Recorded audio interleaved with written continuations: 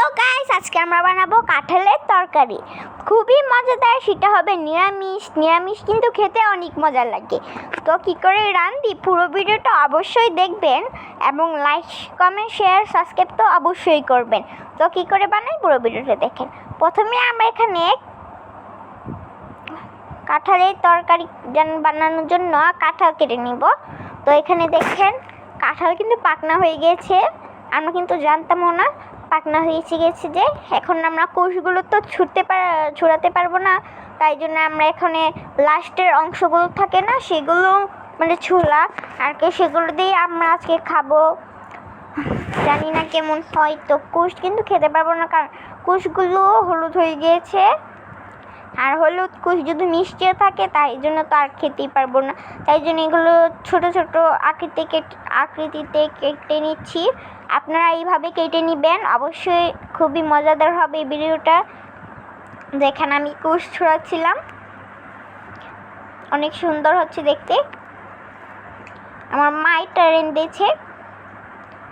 আপনারা এইভাবে কেটে নেবেন, আবার কিন্তু তেল হাতে দিবেন, না হলে কিন্তু কষ ভরে দেবে, পরে আর ছুটাতে পারবেন না। এখন আমরা কাঁঠালের বিচিগুলো আমরা সাদা একটা অংশ থাকে না সেটা খুলিয়ে নিয়েছি, আবার কেটেও নিয়েছি মাঝখান থেকে। এখন সবগুলো ধুয়ে নিব, যেহেতু এগুলোর মাঝে অনেক কষ থাকে, না ধুলে কিন্তু হবে না। আপনারা মনে করবেন এটা সাদা কিন্তু এটা সুন্দর নয়, সাদাও নয়, এটা ভিতরে অনেক কষ থাকে।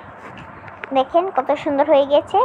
এখন আমরা এগুলো হলুদ লবণ দিয়ে সিদ্ধ হতে দিব, অনেকক্ষণ ধরে সিদ্ধ দিবেন, তাহলে কিন্তু খেতে ভালো লাগবে। আর রঙটা আসার জন্য হলুদ আর লবণ ইউজ করেছি, আপনারা চাইলে লবণ নাও দিতে পারেন। এখন আমরা সিদ্ধ করে নিয়েছি। এখন আমরা তরকারি রান্নার জন্য কড়াইয়ের মাঝে তেল দিয়ে দিচ্ছি। তেল দেওয়া হয়ে গেলে এখন আমরা নিরামিষ যেহেতু বানাবো তার জন্য ডালের বড়া বানাবো। আপনারা কিন্তু ওইভাবে ছোটো ছোটো করে অনেকগুলোই বানাতে পারেন, কিন্তু আমরা কম করে বানিয়েছি যেহেতু আমরা কাঁঠাল খাবো শুদ্ধ, তাই জন্য কম করি। আর আমার এগুলো বেশ ভালো লাগেন একটু। এখন আমরা দেখেন ভাজা হয়ে গেছে, এখন আমরা তুলে নিব। আমরা কিন্তু কমই ভিজিয়েছি, আপনারা চাইলে বেশি ভাজবেন। দেখেন এখন কাঁঠালের মানে লাস্টের অংশগুলো আমরা ভেজে নিচ্ছি, হালকা ভেজে নিব মরিচের গুঁড়া দিয়ে আর লবণ দিয়ে।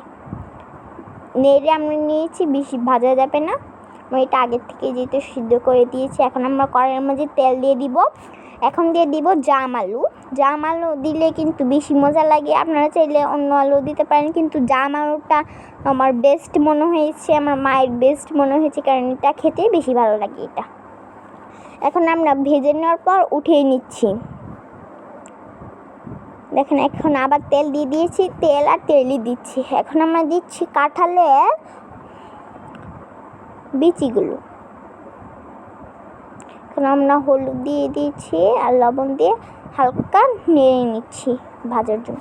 এখন আমরা আবার নামিয়ে নিচ্ছি, ভুলে সব ফেলি। এখন আমরা পেঁয়াজ, শুকনো মরিচ আর তেজপাতা দিয়ে নিয়ে নিচ্ছি, আর দিয়েছি মশলা, লবণ আর ধনিয়ার গুঁড়া, এসব দিয়েছি আর কি। এখন আমরা দিয়ে দিয়েছি মরিচের গুঁড়া, ধনিয়ার গুঁড়া, হলুদ, হালকা লবণ। এখানে আমরা নাড়তেই থাকবো।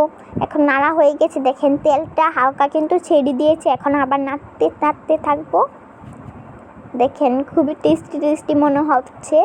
এখন আমরা সবগুলো ভাজা জাম আলু পরে কাঁঠালের সবগুলো দিয়ে দিচ্ছি, আপনারা আবার নিয়ে নেবেন।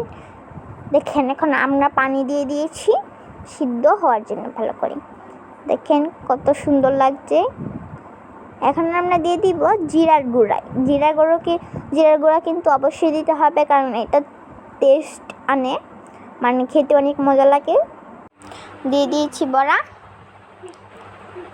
এখন আমরা দিয়ে দিয়েছি চিনি দিলে অনেক মজা লাগে খেতে। দেখেন এখন আমরা নামিয়ে নিয়েছি। দেখেন কত সুন্দর হয়েছে কালারটা চিনি দেওয়ার জন্য, আপনারা চাইলে দিবেন। দেখেন কত সুন্দর হয়েছে, খেতে অনেক মজা হবে।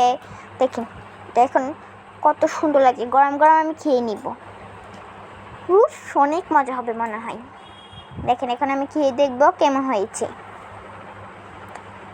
অনেক মজা।